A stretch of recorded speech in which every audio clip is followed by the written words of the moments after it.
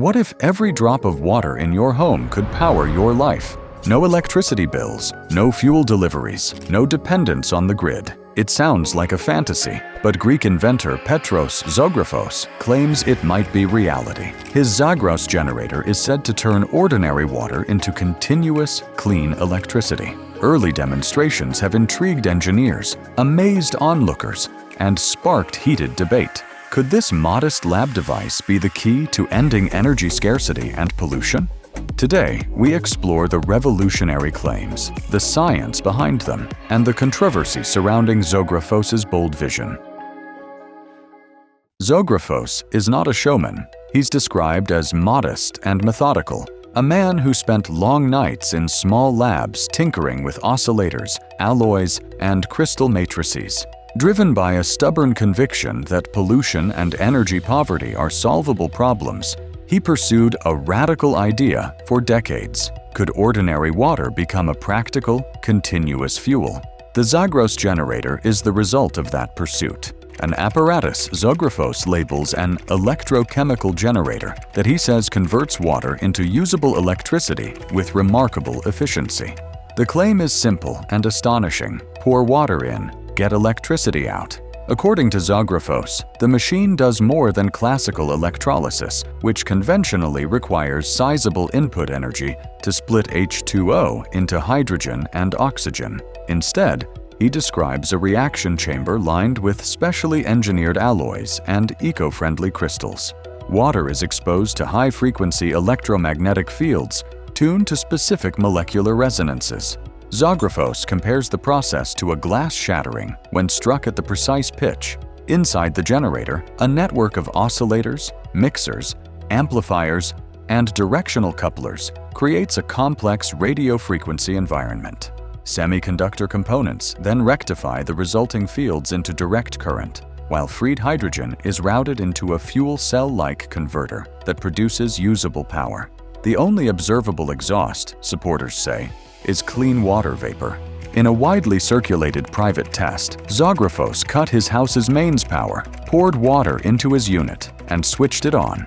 Lights returned and appliances hummed. Observers measured roughly 800 watts of output, enough to boil a kettle or run a few kitchen circuits. Pantelis Kotsianis, a colleague, later recalled that the 800 watts allowed Zografos' wife to prepare lunch while the grid remained off. For supporters, the scene was proof that a household-scale generator could operate without gasoline or a grid connection. Zografos moved from small home tests to larger demonstrations. On July 20, 2022, he publicly unveiled a 50-kilowatt Zagros unit in Athens, inviting city officials, engineers, and scientists. The presentation claimed the same principles scaled up. Seawater or fresh water. A 50-kilowatt machine could power dozens of household loads simultaneously. Zografos later discussed a 200-kilowatt prototype intended to power a small island.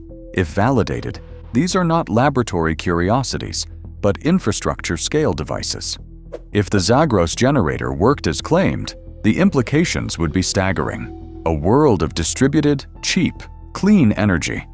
No coal, no oil, no natural gas would upend global energy markets. Households and communities could generate power 24/7 with minimal fuel inputs. Zografos and his collaborators describe a future where energy bills vanish and entire supply chains become unnecessary. Unsurprisingly, such promises attract utopian hope. Skeptics point to a fundamental barrier: thermodynamics. Splitting water requires energy. Recombining hydrogen and oxygen can only recover a portion of that energy. Jacob Trier Fredrickson, a physicist at the Niels Bohr Institute, summarized the orthodox critique plainly. You can't get more out than you put in. To many in the academic community, the Zagros claims eco-perennial, free energy stories that demand extraordinary evidence. Zografos and his supporters reply that standard measurements miss a resonance effect that changes the energy balance. By precisely tuning electromagnetic fields to the natural vibrations of water molecules, they argue, the energy threshold for bond separation is drastically reduced.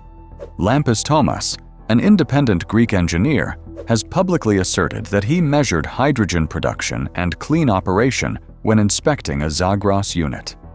For believers, such measurements validate a new phenomenon. For skeptics, anecdotal tests and testimonials fall short of the reproducible, peer-reviewed science required to overturn established theory. Media coverage has been uneven and at times contentious. Local Greek outlets such as Sky TV and Antenna covered the 2022 demonstration, yet major international media attention has been scarce. A prominent early exposure came in late 2016 when PBS NewsHour ran a segment about Zografos' work, calling it "Power from Water." PBS later removed the piece and issued an editor's note saying the coverage should have been more skeptical. That retraction fueled online conjecture. To some, it was a correction of premature reporting. To others, it was evidence of pressure from entrenched interests. Conspiracy theories flourish in the gaps. Unverified claims of burglaries at Zografos' lab, missing components, and unexplained failures circulate on fringe forums. Supporters interpret these narratives as signs of interference from powerful energy incumbents. Critics see them as the predictable rumor mill that accompanies controversial claims. Pattern is familiar: a lone inventor, dramatic demonstrations, and murky follow-ups. Ripe material for sensational storytelling. A central practical question remains: where is the independent verification? Large-scale adoption requires transparent, repeatable experiments under controlled conditions and peer-reviewed publication. Zografos insists he welcomes independent testing and has hosted engineers and local officials, but systematic third-party replication by major universities or accredited labs is largely absent from the public record. Part of that gap stems from resources. Prototypes are costly and difficult to move, but another part is structural. Reproducibility and open data are the currency of science. Moving beyond spectacle requires transparent measurement and independent replication. The minimum sensible test would log every input and output, electrical metering on every feed, chemical analysis of any produced gases, calorimetry for heat losses, and long-duration runs to show stability. Multiple accredited labs repeating the experiment under blind conditions would be decisive. That level of openness would either confirm a new effect or show where measurement or interpretation went wrong. Practical obstacles exist. Prototypes are fragile, funding is scarce, and transporting experimental rigs is expensive. But other high-risk, high-reward technologies have followed the same arc: early demos, independent checks, iterative engineering, and either scaling or retirement. The difference here is the scale of the claim.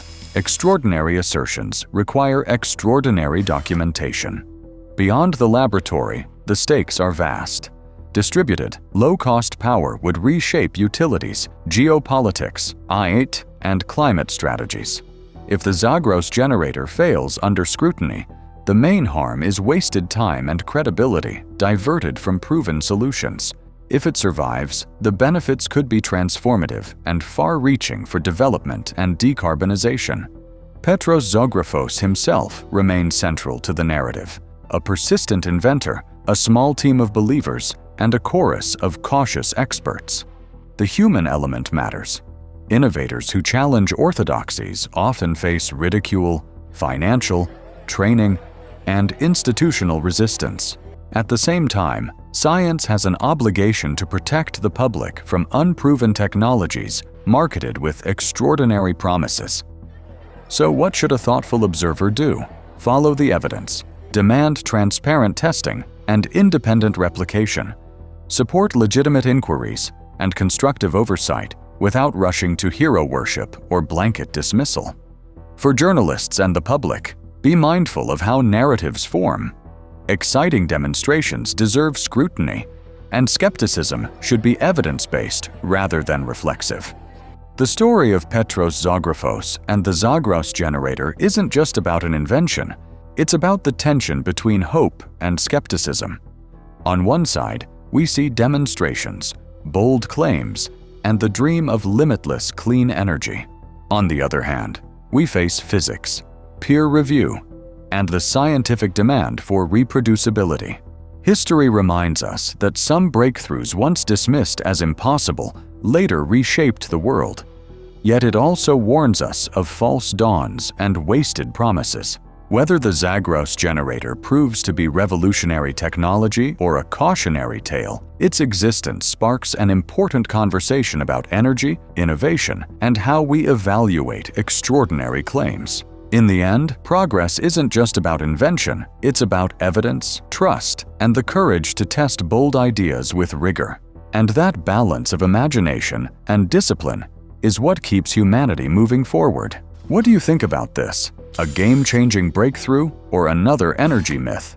Drop your thoughts in the comments below.